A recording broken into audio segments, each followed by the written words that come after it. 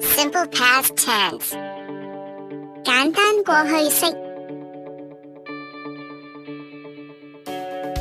The simple past tense is used to talk about a completed action in a time before now. 簡單過去式用於表達在現在之前的某個時間完成的動作。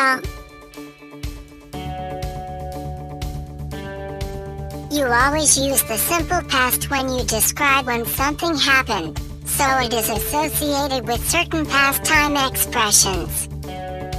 當你描寫某事件發生時，你總是使用簡單過去式，因為事件發生時在某些過去的時間之前。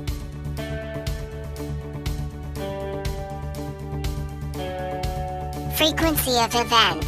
Often, sometimes, always.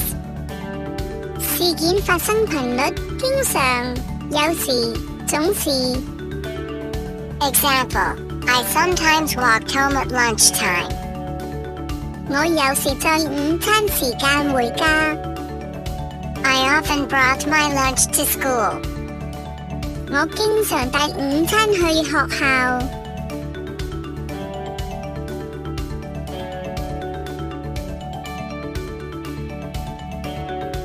A definite point in time.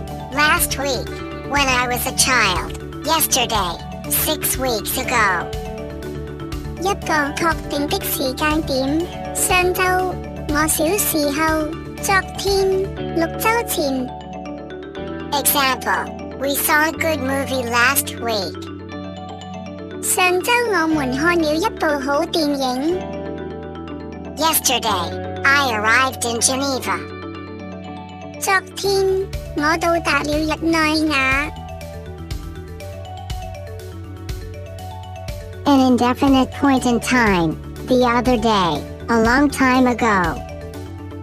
一個不確定的時間點，前幾天，很久以前。Example, people lived in caves a long time ago. 人們很久以前就住在山洞裏。She played the piano when she was a child.